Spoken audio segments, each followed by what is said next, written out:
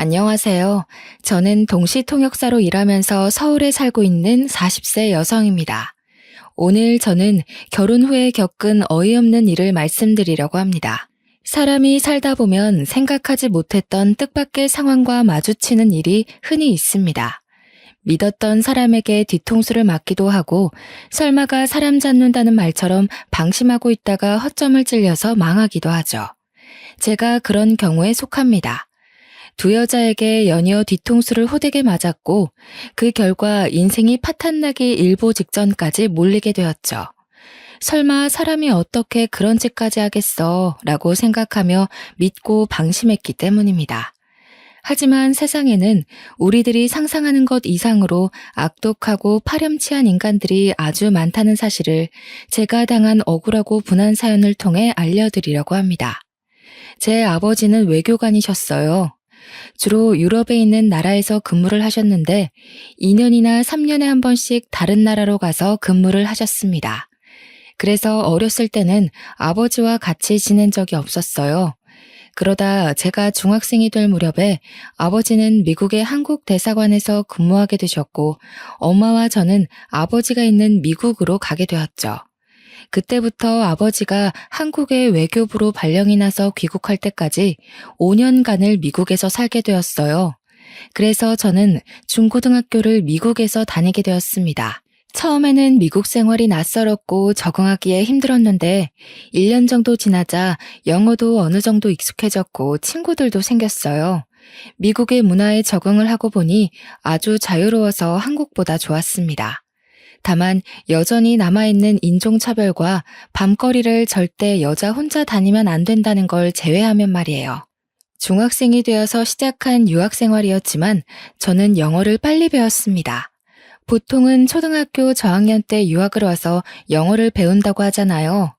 중학생이 되면 이미 늦어서 영어를 빨리 배우지 못한다고 하던데 저는 언어를 배우는 감각이 남달랐는지 1년 만에 영어를 스펀지처럼 빨아들여서 의사소통에 전혀 문제가 없는 수준이 되었어요. 부모님도 저의 탁월한 언어 감각을 보시고 아주 좋아하셨습니다. 소희는 다른 애들보다 영어를 빨리 배우는 것 같구나. 네 실력이면 여기서 대학을 다녀도 아무 문제 없겠어. 아버지는 제가 미국에서 대학까지 마치게 할 생각이셨습니다. 저도 미국에서 학교를 다니는데 문제가 없어서 그렇게 할 생각이었는데 3년 뒤에 문제가 생겼습니다. 아버지께서 한국의 외교부로 들어오라는 인사발령이 난 겁니다. 아무래도 한국에 들어가야 할 것 같다. 내가 알아보니 소희만 여기 남아서 계속 학교를 다닐 방법이 없어. 인사발령이 났으니 아버지는 당연히 귀국을 해야 했지만 저랑 엄마라도 미국에 계속 살 수 있는 방법을 찾아보셨는데 그게 불가능하다고 하셨어요. 그래서 결국 아버지를 따라 한국으로 돌아와야 했습니다. 미국에 처음 정착했을 때처럼 차별받을 일이 없을 줄 알았는데 한국에 와서 고등학교를 다니면서 문제가 생겼습니다. 친구들이 제게 텃세를 부렸거든요. 틈만 나면 저를 무시하면서 괴롭히기 시작했습니다. 너 미국에서 살다가 왔다던데 한국말은 할 줄 알아? 친구들은 뭔가 오해를 하고 있었어요. 미국에서 5년만 살다 온 건데 저를 아예 외국인 취급하고 있었습니다. 아버지 때문에 한국으로 유학을 왔다고 생각하는 것 같길래 제가 해명해 보았지만 친구들은 저를 자기들과는 다른 부류로 생각하고 거리를 뒀습니다. 제가 있으면 제 영어 발음을 흉내내면서 놀려댄 적도 있었어요. 야, 오늘 담탱이 몰래 야자 빼고 땡땡이 치자. 이런 건 영어로 어떻게 말해? Let's go 땡땡. 이러나? 너 영어 잘하잖아. 빨리 말해봐. 이런 식으로 이상한 질문을 할 때면 저는 대답하지 않고 무시했어요.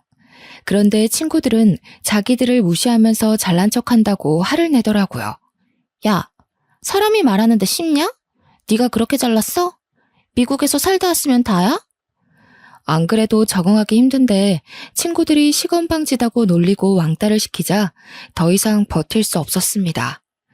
제 편을 들어주는 친구 하나 없으니까 밝고 활동적이었던 성격이 말이 없고 내성적인 성격으로 변해갔습니다. 저희 엄마도 그 사실을 알아차리고 아버지와 상의를 하기도 했죠. 여보, 소희가 걱정이에요. 학교 생활에 통 적응을 못하는 것 같아요. 그래? 어떻게 하지? 다른 데로 전학이라도 보내야 하나? 내가 학교에 찾아가서 상담해 봤는데 내년이면 3학년이라 전학도 안 된다고 하더라고요. 설사 전학을 간다고 해도 그 학교에서 잘 적응한다는 보장도 없고 이걸 어쩌면 좋아요. 그렇다고 풀이 잔뜩 죽어있는 애를 그냥 내버려둘 수도 없으니 큰일이야. 날마다 부모님께서 저를 걱정하시는 소리를 들었지만 따돌림 문제를 해결해 주시지 못했죠. 힘들어도 참고 견디면서 졸업을 하는 것 외에는 다른 방법이 없었습니다. 아버지께서도 아무리 찾아도 방법이 없으셨는지 저를 따로 불러 달래기 시작하셨습니다. 소희야, 1년만 참고 졸업하자. 졸업하고 미국에 있는 대학으로 유학 가면 다 해결될 거야. 힘들어도 어쩌겠니? 참고 이겨내야지. 아버지께서 고등학교만 졸업하면 미국으로 유학을 보내줄 테니 1년만 참으라고 했어요.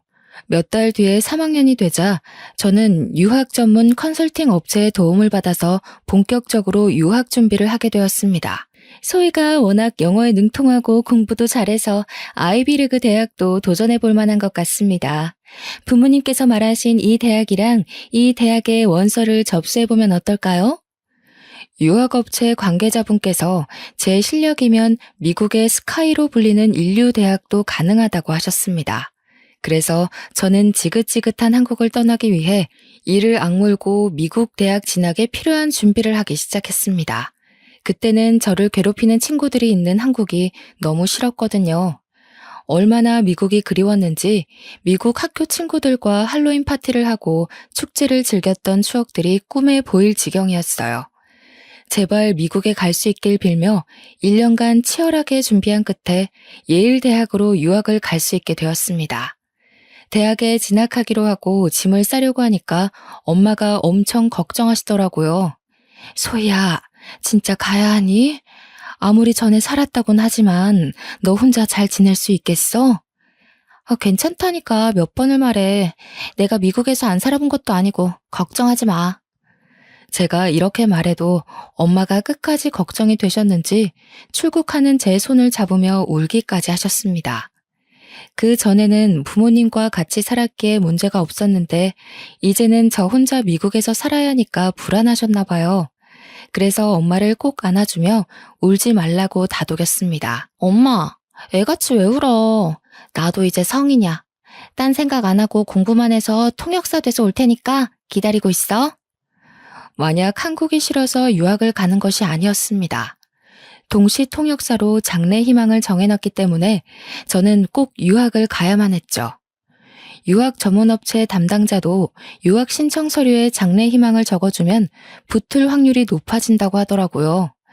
왜 미국 대학에 가려고 하느냐, 유학 생활이 너의 장래 희망에 어떤 도움이 되느냐와 같은 질문에 답을 해야만 했는데 제 생각을 읽었는지 업체 관계자가 동시 통역사라는 말을 꺼냈습니다. 유학 신청서에 내가 목표로 하는 일이 따로 있다고 적어야 돼. 예를 들자면 동시 통역사 같은 직업들을 적어주면 좋을 거야. 그 말을 듣고 저는 동시 통역사가 되기를 원한다고 적었어요. 그렇게 대학 생활을 하면서 통역사가 되기 위한 공부를 했고 국제적으로 인정받을 수 있는 자격증도 얻었습니다. 정신없이 4년을 보내고 통역사 자격을 얻고 나니 갑자기 외롭다는 생각이 들었어요. 유학 초창기만 해도 미국이 마냥 좋았는데 막상 4년이 지나고 보니 이젠 고국인 한국이 너무 그리워지더라고요. 그래서 저는 동시 통역사를 필요로 하는 미국 회사로 취업하거나 시민권을 얻어서 눌러앉을 수 있었지만 한국행을 선택했습니다. 갑자기 한국으로 간다니까 친구들도 절 붙잡는데 당연히 아버지께서도 절 말렸죠. 제가 오랜 고민 끝에 한국행을 통보하니까 아버지께서 한숨을 쉬며 말씀하셨습니다. 너도 이제 성인이니 여러 가지 고려해서 결정한 거겠지만 기왕 나간 김에 미국 시민권을 따는 게 어떠겠니? 다시 한번 생각해봐라. 나중에 후회할 거다. 아버지, 전 얼른 한국 가고 싶어요. 이제 혼자서 사는 거 지긋지긋해졌단 말이에요. 그리고 저도 무턱대고 한국 가겠다는 거 아니에요. 스카웃 받은 곳이 있어서 그곳으로 갈 거예요. 아버지가 가길 원했던 미국 대기업은 아니었지만 한국에서 이름만 대면 누구나 알 법한 땡땡그룹과 동시 통역사 계약을 하게 되었거든요. 몇 분 동안 전화 실랑이를 펼친 끝에 결국 아버지께서 두 손 두 발을 드셨습니다. 땡땡그룹에서 3년 동안 일을 하고 있었을 때였을까요? 제가 30을 바라볼 때쯤 남편을 만나게 되었어요. 영국에서 열린 무역 박람회장에서 마케팅 팀장이었던 남편을 처음 만나게 되었습니다. 정말 잘생기고 키도 훤칠한 게 여자들한테 인기가 많을 것 같더라고요. 보는 순간 호감이 들어서 남편과 눈이 마주치자마자 웃으며 인사했습니다. 남편도 저를 보고 환하게 미소 지으며 예의 바르게 인사해 주었죠. 안녕하세요. 정철민이라고 합니다. 잘 부탁드려요. 네, 반가워요. 제가 들으니까 미국에 있는 대학을 나오셨다고 하던데 맞나요? 네, 몇 년 동안 미국 물 좀 먹었습니다. 혹시 어느 대학 나오셨나요? 예일대학에서 경영학 공부를 했어요. 어머, 저도 그 대학 나왔어요. 정말요? 여기서 유학 동창을 만나다니 더 반갑네요. 전공이 달라서 몰랐는데 남편과 제가 동창이었더라고요. 그걸 계기로 저희는 빠르게 가까워졌습니다. 틈나는 대로 사적인 대화도 많이 나누고 전화나 문자도 자주 나누었죠. 박람회가 끝날 무렵 남편이 제게 먼저 대쉬를 하기도 하였습니다. 소희 씨, 이번 회의 때 동시통역을 아주 잘해주셔서 감사합니다. 제가 밥 한 끼 사드리고 싶은데 한국에 돌아가서도 연락드려도 될까요? 네, 물론이죠. 언제든지 연락 주세요. 남편과 대화가 너무 잘 통해서 남편에게 연락이 안 와도 제가 해볼 생각이었습니다. 하지만 한국으로 귀국한 뒤에 여러 국제 행사를 따라다니느라 남편에게 연락해볼 시간이 없었죠. 그런데 어느 날 남편에게서 문자가 한 통 왔습니다. 저녁을 먹자는 제안을 하길래 반가운 마음에 얼른 약속을 잡았는데요. 제가 잠깐 시간을 내서 밥만 먹고 헤어졌는데 며칠 뒤에 바로 연락이 왔습니다. 소희 씨, 요즘도 바쁘시나요? 요즘 이상하게 소희 씨 생각이 나네요. 밥은 잘 챙겨 먹고 다니시는 거 맞나요? 저도 남편에게 호감이 있었지만 남편이 저에게 더 호감이 있는 눈치였습니다. 그때부터 거의 매일 제게 문자와 톡을 보내길래 저도 마음이 더 깊어지기 시작했죠. 남편이 틈만 나면 어떻게 지내는지 뭐 하는지 묻다가도 보고 싶다고 하면서 저에 대한 속마음을 솔직하게 드러냈습니다. 해외 유학파 출신의 외모도 괜찮고 잘 나가는 대기업 팀장이 이렇게 적극적으로 나오는데 어느 누가 안 넘어갈까요? 하지만 제가 너무 바빠서 관계가 빠르게 진행되지 않았습니다. 몇 달이 지나고 나서야 남편이 정식으로 사귀자는 말을 꺼내더라고요. 이제 소희 씨도 제 마음 알 거라고 생각해요. 우리 진지하게 교제하면서 결혼까지 생각해 봐야 하지 않을까요? 남편도 그렇고 저도 적은 나이가 아니라서 남편과 결혼을 전제로 만나보고 싶었습니다. 하지만 저희 둘 다 국제적인 업무를 맡고 있어서 한국에 있는 시간보다는 외국에 나가 있을 때가 더 많았죠. 1년간 연애를 하면서 같이 보낸 시간은 얼마 되지 않아서 결혼 이야기가 나오는데 많은 시간이 흘렀습니다. 그러다 그가 국내 업무를 맡게 되었을 때 제게 프로포즈를 했습니다. 30대 중반에 들어서니 결혼 문제를 더 이상 미룰 수 없겠더라고요. 남편과 몇 개월 만난 것도 아니고 3년 정도 교제했으니 결혼할 때가 왔다고 생각했습니다. 그래서 결혼을 허락받으려고 시댁에 찾아갔죠. 시어머니께서는 저를 보자마자 매우 마음에 들어 하셨어요. 우리 며느리가 동시통역사라고 했니? 동시통역사 며느리면 우리 아들한테 아주 딱이지. 그래, 결혼식은 언제 올릴 거니?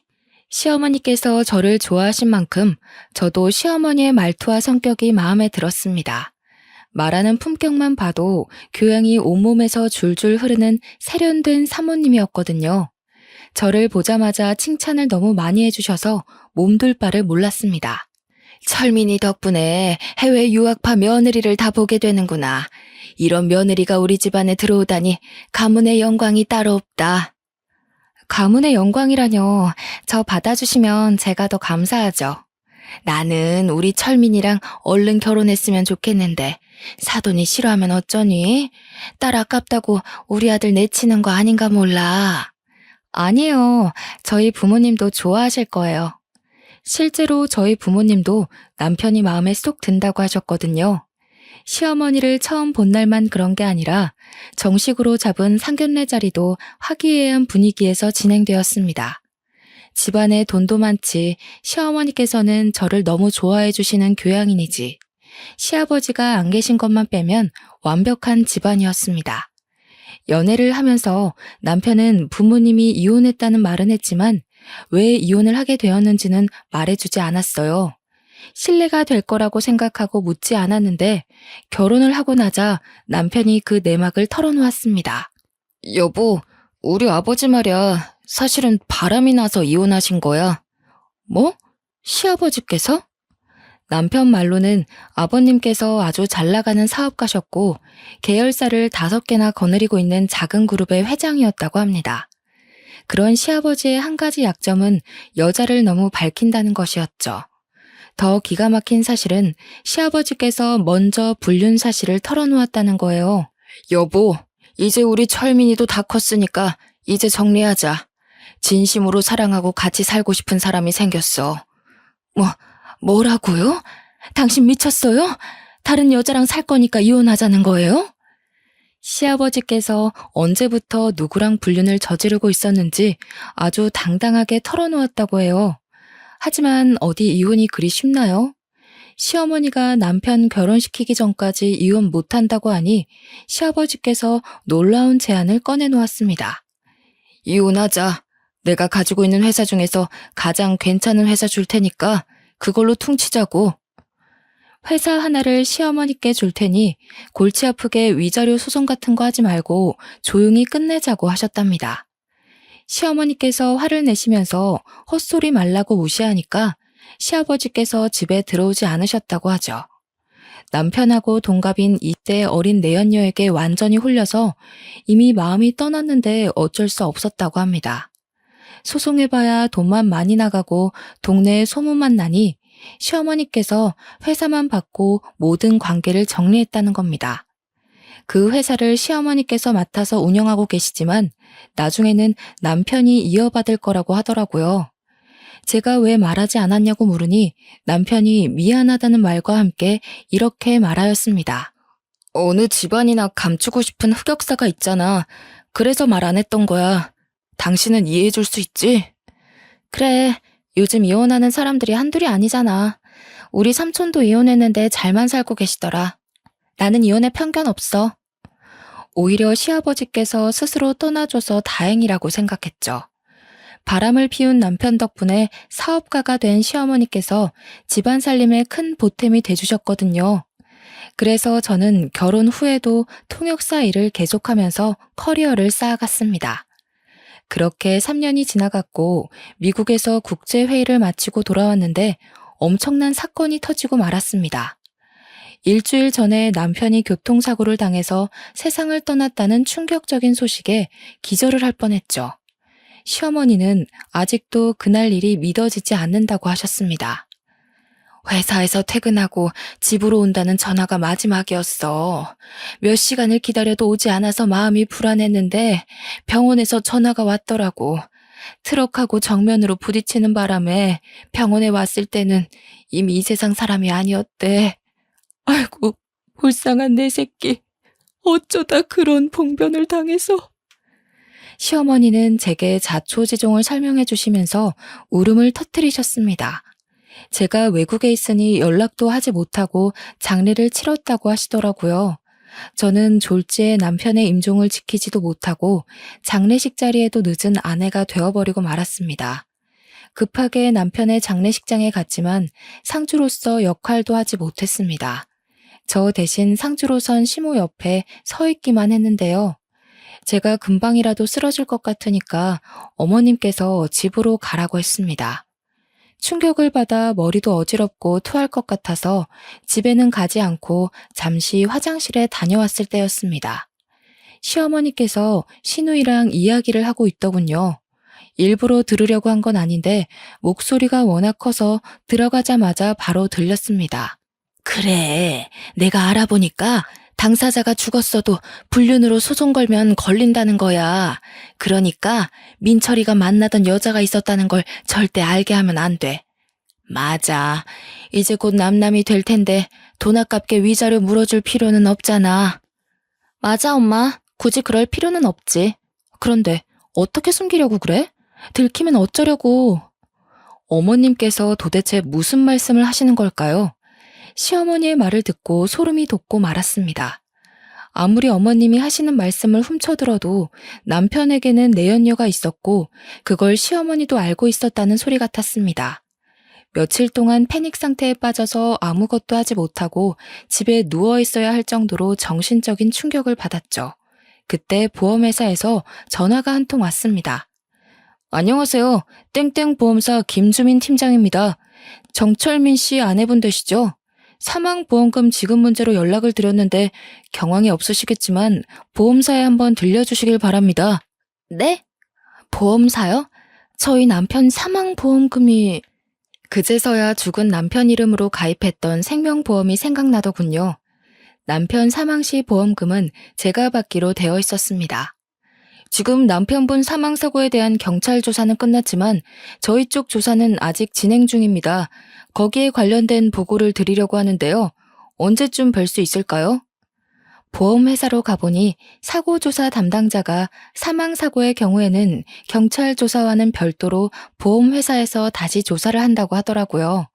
보험금을 노린 자살이나 타살 사례가 워낙 많아서 면밀하게 들여본다고 하셨습니다. 그래서 얼마나 걸릴까요? 보험금 지급이 걸린 문제여서 경찰보다 더 철저하게 조사합니다. 그래서 조금 더 기다리셔야 합니다. 한 달은 걸릴 것 같은데 우선 사고 당시에 같이 계셨던 여성분도 저희가 불러서 증언을 들어야 하고. 네? 같이 있었던 여성이라고요? 네, 경찰 조사에는 동승한 여성이 있었다고 적혀 있었습니다. 그게 누구죠? 그건 저희가 말씀드릴 수 없습니다. 경찰 쪽에 문의드려도 저희처럼 안 된다고 하실 거예요. 대신 담당자분께서 사고에 대한 대략적인 설명은 해주셨습니다. 자세히 들어보니 시어머니께서 하신 말과 전혀 달랐습니다. 남편이 퇴근하고 혼자 집으로 가다가 사고가 났다고 했는데 사실 양평에서 사고를 당했다고 하더라고요. 저희 집과는 정반대에 있는 곳이었습니다. 그래서 저는 바로 경찰서를 찾아가서 남편의 사고를 조사했던 경찰관을 만났습니다. 경찰관 분께서 제 신분을 확인하고 서류에 사인을 하라고 한 다음에 남편이 어떻게 사고를 당해서 죽게 되었는지 자세하게 말해주셨죠. 경찰에서는 이미 종결된 사건이니까 전부 말씀드릴게요. 먼저 동승했던 여성분이 있었던 건 사실입니다. 사고가 난 다음에 신고도 그 여성분이 했으니까요. 여기 그 여성분이 증언한 내용입니다. 내연녀의 말에 따르면 그날 남편과 같이 양평으로 드라이브를 갔다고 합니다. 같이 저녁을 먹을 동안 내연녀는 맥주를 좀 마셨고 남편은 술을 먹지 않았다고 해요. 식당을 나와서 바람을 쐬려고 드라이브를 하는데 내연녀는 맥주를 마셔서 화장실이 급해졌다고 하죠.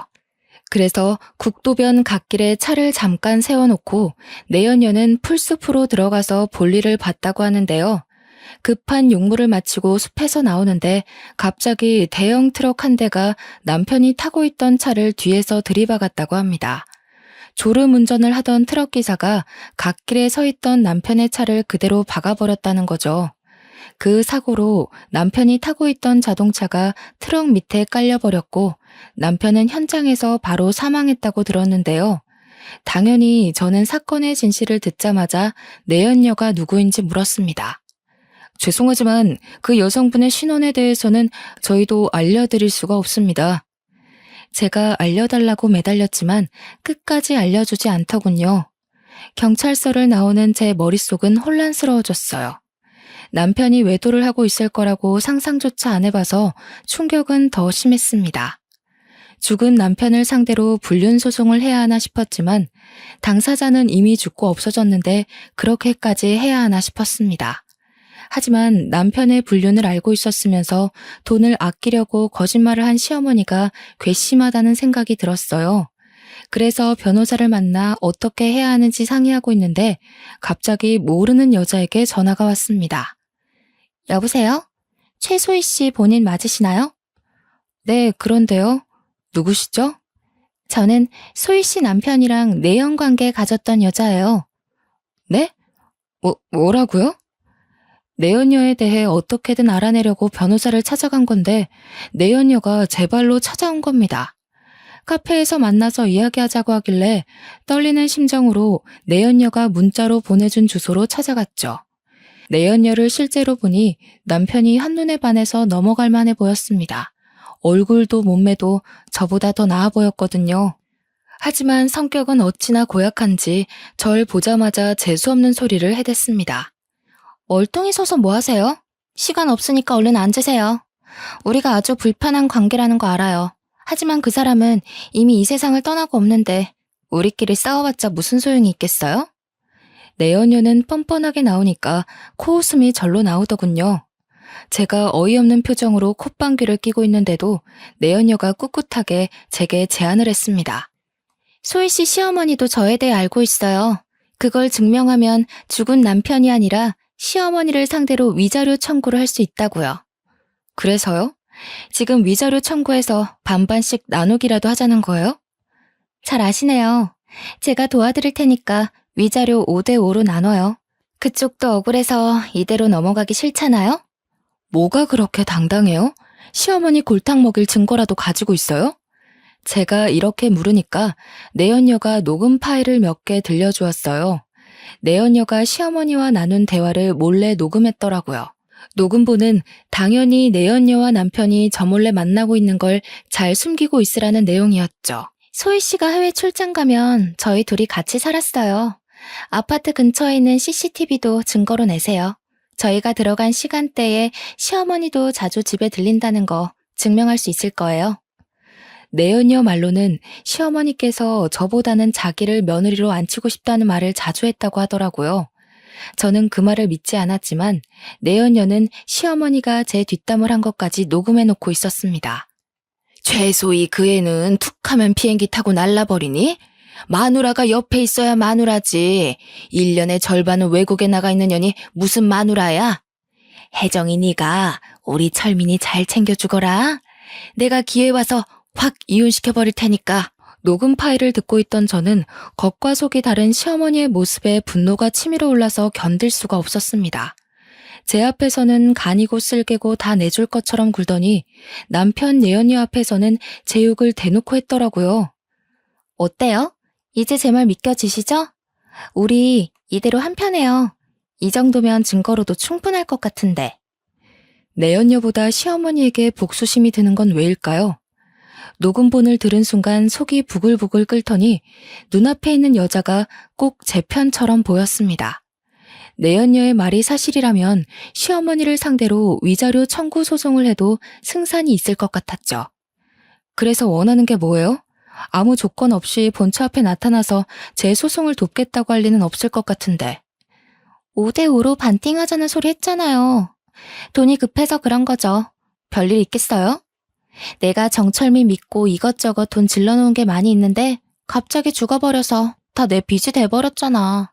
진짜 미친놈 아니야? 시집 오라고 해놓고 죽어버린 놈이 어딨어? 그 말을 들은 순간 정말 정신 나간 여자라고 생각했죠. 하긴 본처한테 머리카락 쥐어뜯기고 재산 탈탈 털릴 수도 있는데 기어코 찾아온 거 보면 하루살이 인생을 사는 것 같았습니다.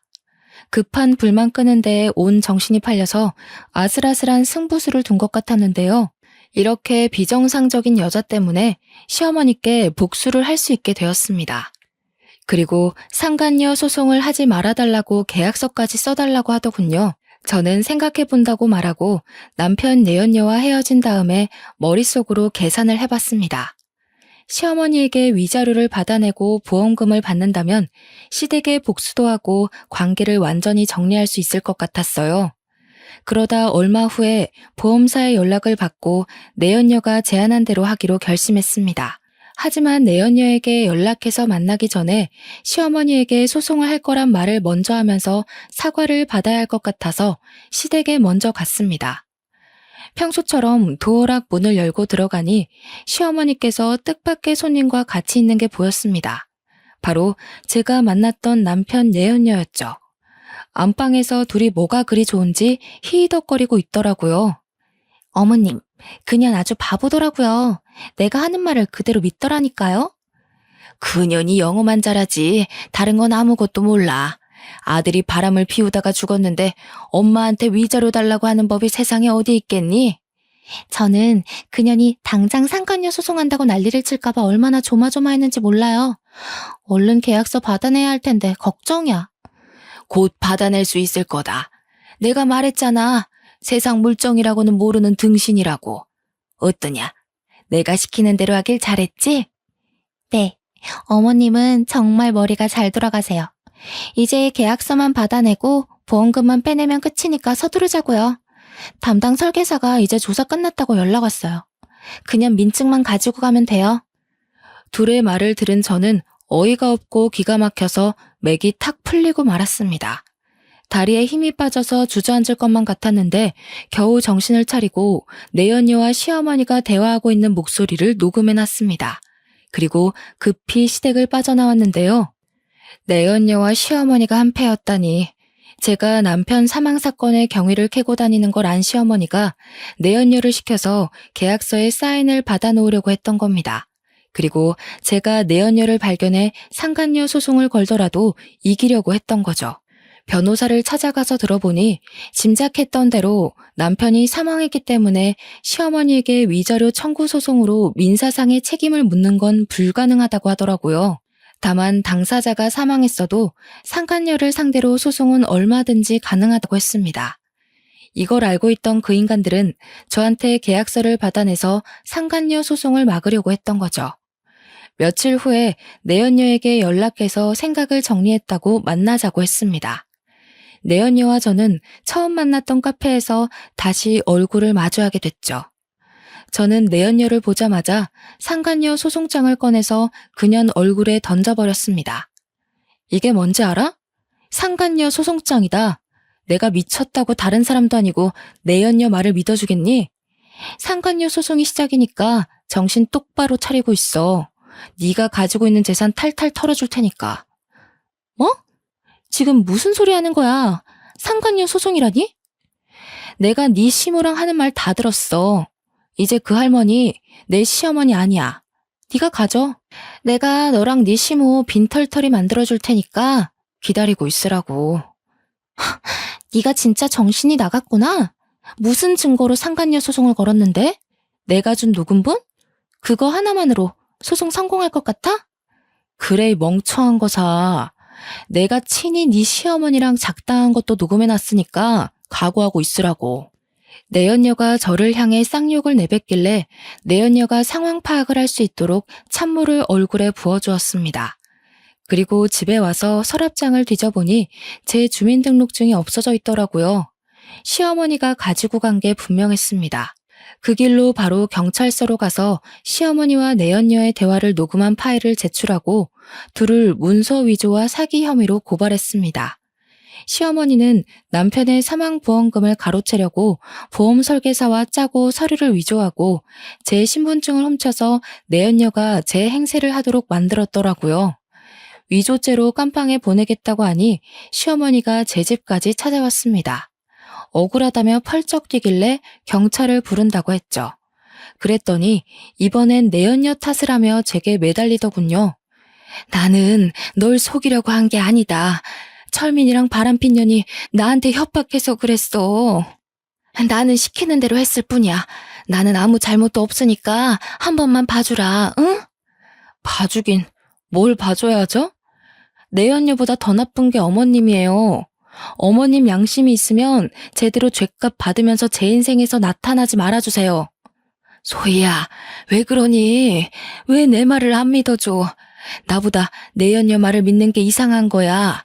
그래, 그 녹음본도 내연녀가 위조한 거다. 그러니까 나 좀 살려줘. 위조한 거라고요? 말도 안 되는 소리 하지 마세요.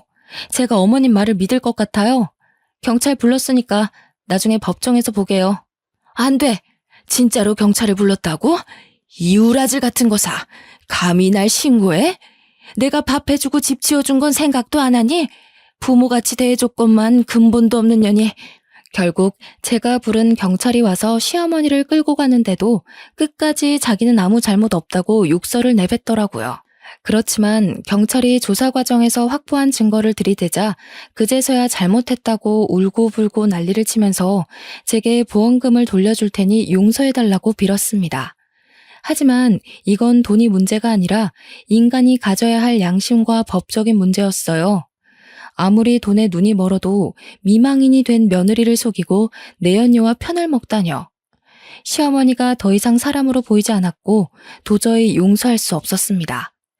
내연녀는 물론 시어머니에게 위자료 소송을 걸었는데요. 내연녀와 시어머니는 제게 거액의 위자료를 물어줘야 했습니다. 그리고 민사상의 책임을 졌으니 이젠 법이 정한 형사상의 책임을 질 차례였어요. 시어머니와 내연녀는 구속되어서 법의 심판을 받게 되었습니다. 자기 꾀에 자기가 빠진다는 말처럼 자신의 잘못을 피하려고 무리를 해서 머리를 굴리다 보면 자승자박의 꼴이 되기 마련입니다.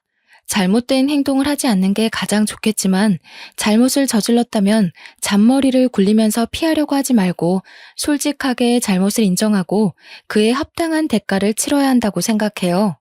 그렇지 않으면 더 큰 화가 반드시 돌아온다는 걸 기억하시길 바랍니다. 저는 깜빵에서 썩어가고 있는 시어머니와 내연녀를 보며 오늘도 정의롭게 살아가야 한다고 느끼고 있습니다. 제 할 거 열심히 하면서 기회가 되면 좋은 사람 만나가며 즐겨야죠. 상처를 너무 많이 받아서 제 팔자의 결혼은 무리일 것 같습니다. 끝까지 읽어주신 모든 분들은 저랑 다르게 가족들과 행복하게 잘 지내시길 바랍니다. 감사합니다.